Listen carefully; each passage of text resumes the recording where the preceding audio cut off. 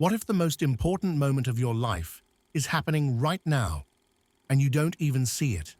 While many are waiting for chaos, trumpets, and end-time headlines, something far more serious is already unfolding in silence. The spiritual seal is being given, not in the future, not in the Great Tribulation, right now. And the shocking part? It's not what you think. This isn't about a chip, a barcode, or some visible mark on the forehead. The real seal isn't physical, it's spiritual. It's a divine marking, invisible to men, but crystal clear in heaven. And it's not being handed out at the last second. It's being distributed in this exact season, quietly, strategically, selectively. While the world is distracted, heaven is separating those who truly belong. And many who think they're included are about to be exposed. Here's the problem. Almost no one is talking about it. Why? Because this seal doesn't just test your theology, it tests your surrender. It confronts the lukewarm. It calls out the fake. It's not about emotion or appearances. It's about whether your soul carries the evidence of divine ownership. And if it doesn't, no matter how spiritual you look, you won't be taken when the time comes. So before you scroll past this message, ask yourself, have I truly been sealed? Because if the spiritual seal is being given now, and it's not what you think, you can't afford to find out too late. It's terrifying to realize that something is being handed out in the spiritual realm, and most people have no idea. The spiritual seal mentioned in Revelation 7 and 14 isn't some mystical symbol or celestial tattoo. It's a hidden identification, visible only in the spiritual realm, but carrying eternal consequences. Those who receive it bear the name of the Lamb, a mark of true belonging, not just belief. It's as if heaven is stamping those who genuinely belong to the kingdom, quietly, without public display. Many think this seal is for the distant future, something for the end times. But Ephesians 1:13 shows us it's already being given to those who believe, not just in words, but in life. It's not automatic. Raising your hand in an emotional church service doesn't guarantee anything. This seal is a silent approval from above, a kind of spiritual recognition that doesn't depend on earthly labels. It's the Spirit who testifies, not applause or popularity. Imagine an invisible mark that determines who enters refuge when the storm hits. That's what we're talking about. And this mark isn't earned through fancy words or perfect theology. It comes through secret obedience, true surrender, and a faith that translates into action. A person can know the Bible cover to cover and still not carry the seal. What separates them is what they live when no one's watching. The problem is, most are still waiting for the trumpet before they move, but heaven is already acting. The seal is being distributed, right now, not with lights or cosmic signs, but in the spirits of those who've chosen to die to themselves and live fully for God.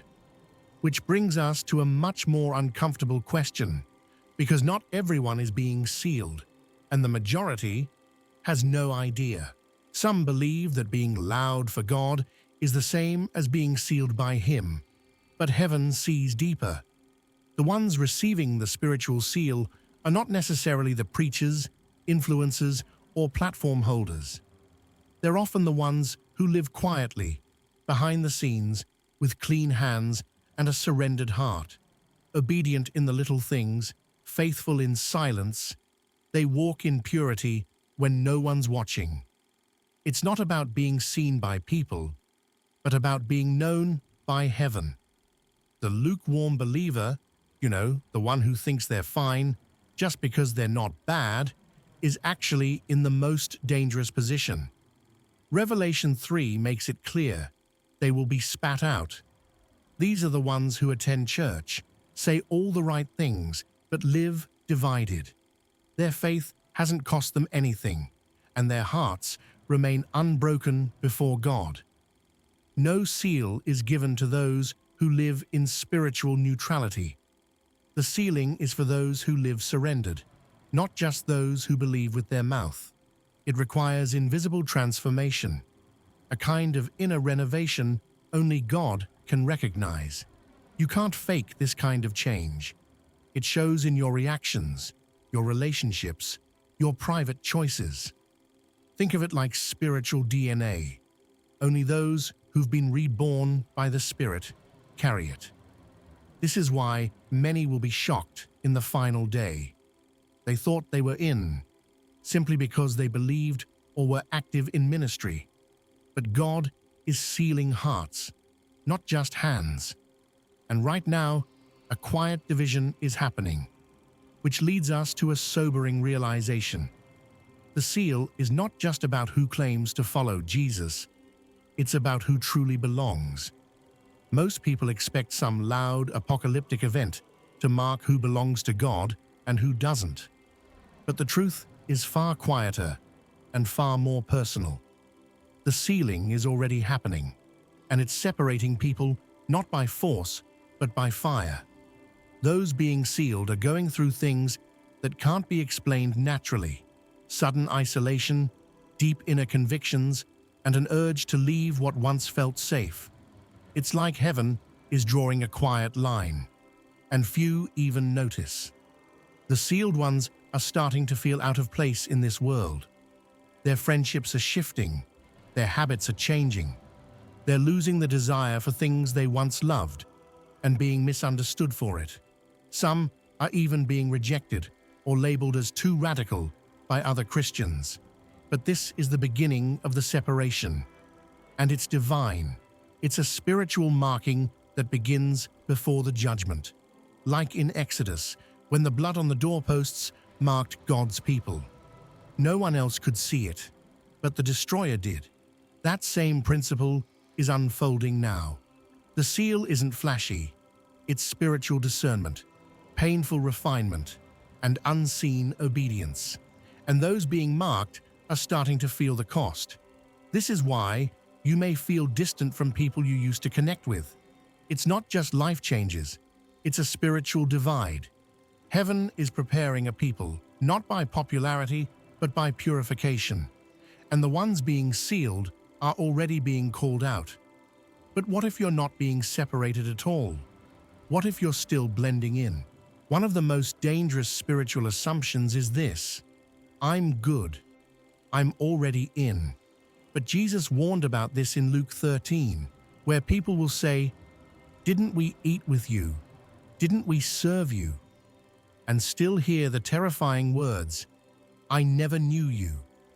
The tragedy is that they truly believed they belonged.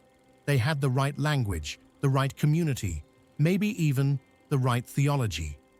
But what they lacked was the true seal, the invisible mark of divine ownership. Many confuse conversion with sealing, but they are not the same. The seal requires more than association. It requires total surrender. This illusion is strengthened by culture. We've built churches around emotions, group identity, and busy schedules. We tell ourselves, "I'm involved, so I must be fine." But activity doesn't equal intimacy. Serving in ministry, quoting scripture, or crying during worship doesn't guarantee anything. The seal is about who you are when no one's clapping. It's what happens when the lights are off and the only audience is heaven. That's where the real test is. And that's where many fail without realizing. People trust in groups, denominations, even personalities, as if being close to the fire means they're burning too. But spiritual nearness isn't spiritual sealing. You can be surrounded by anointed people and still miss your personal moment with God. Just like Judas walked with Jesus and still wasn't sealed, many today are walking next to truth, but never letting it change them. The mistake is thinking that knowledge equals transformation. But knowledge without surrender becomes deception. This is the moment to ask, are you living for yourself or for the Lamb? Because if your life still revolves around your plans, comfort, and preferences, you haven't been sealed. And being in church, posting verses, or having a Christian lifestyle isn't enough. The seal is only given to those who lay everything down, not just sins, but self. And that uncomfortable truth is exactly why almost no one is talking about this. Which brings us to the next point. This message is too quiet for the loud world we live in. While many are obsessed with signs, dates, and end times conspiracies, the spiritual seal slips by unnoticed. It doesn't trend on social media, it doesn't sell books, and it doesn't make people feel good. That's why it's ignored, even in churches. We've replaced deep conviction with surface-level inspiration. People are chasing the next prophetic headline while missing the quiet whisper of the Spirit. Heaven is separating, but people are too distracted to see it. The truth? Talking about the seal makes people uncomfortable. It exposes the heart. It reveals who has truly surrendered and who's just playing along. That's why many pastors and leaders avoid the topic, because the seal doesn't care about your title, your platform, or your Instagram bio. It cares about the state of your soul. And let's be honest, it's easier to preach about wars and antichrists than about obedience, purity, and silence before God. This message doesn't entertain, it confronts. What makes it even harder is that the seal isn't flashy. It doesn't manifest in emotional outbursts or dramatic signs. It shows up in holiness, in decisions that cost you, in a hunger for God that no one understands. It demands self-denial in a world built on self-promotion. That's why even the spiritually curious avoid this topic. It feels too costly. But if you ignore the seal, you risk missing the very thing heaven is using to identify its own in this hour. And that's a cost no one can afford. The seal is quiet, but it exposes everything. And if we're honest, many fear that exposure. They'd rather keep the image of spirituality than ask, have I truly been marked? But this isn't about fear, it's about urgency. Because if the seal is real, and it is, then it's not just a theory. It's the preparation for something greater, something final. And it's already happening, leading us to the reason it matters so deeply for what comes next. People imagine the rapture as this sudden, chaotic moment, a divine surprise that sweeps everyone off their feet. But for the sealed ones, it won't be a surprise at all. Why? Because the preparation has already begun. They've been separated slowly, drawn out of systems, and shaped in silence. The seal is the spiritual confirmation before the trumpet ever sounds. Those who are sealed are already walking in another rhythm, alert, obedient, and inwardly aligned with heaven. The rapture won't start their journey, it'll complete it. The truth is hard, but it's necessary. Without the seal, there is no entry. The trumpet is not the moment to prepare, it's the moment of transition. And transitions don't wait for those still deciding. The seal marks those who've already said yes in secret, yes in suffering, yes in surrender. These are the wise virgins from Matthew 25, the ones who kept their oil burning even when nothing seemed urgent. And when the bridegroom arrived, they were ready, not because they predicted the hour, but because they lived prepared. God always gives a warning before a closing. Noah's ark had a door. Egypt had blood on doorposts. And in every case, those who were marked were the ones preserved. The seal is heaven's way of saying, this one is mine. And the question isn't whether God will act, It's whether we're already aligned when he does. That's what makes this moment so critical. Because the seal is not a last-minute stamp. It's the evidence of a life already surrendered. And without it, no one enters. So, if you're waiting for the trumpet, but haven't been sealed, you might be left watching. Watching others rise. Watching others go. Watching the moment you thought you'd be part of pass you by. That's not meant to scare you. It's meant to wake you. The seal is mercy. It's a chance to prepare in advance, and the time to receive it is now. This isn't about goosebumps, emotional worship, or powerful sermons. It's about whether or not heaven recognizes you as one of its own. The spiritual seal is being given, not in the chaos of the final hour, but in the quiet decisions you're making right now. When no one's watching, when there's no stage, when it's just you and God. And if you think that's too simple to be serious, remember, eternity has never needed applause to move. It's easy to feel safe inside a church building. Easy to believe you're ready just because you pray sometimes or post a Bible verse once a week. But the seal isn't about occasional faith.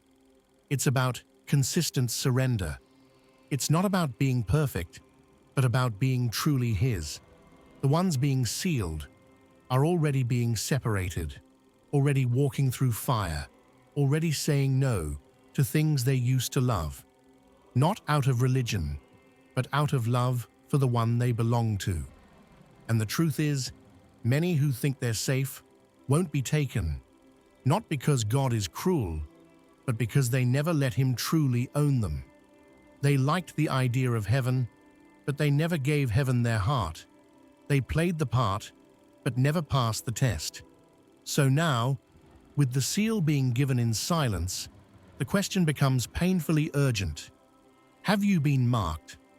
Or have you just been present? Let this video be a wake-up call, a mirror, a line in the sand. Drop your thoughts in the comments. Be honest. Are you sensing this shift? Are you feeling that pull to live differently? Let's talk about it. And if this shook you even a little, then like, share, and subscribe. Don't miss the next videos, because if this message reached you, it means the sealing has already begun in your life, and heaven is calling. Because listen carefully, you might look ready, but if you're not sealed, you won't go.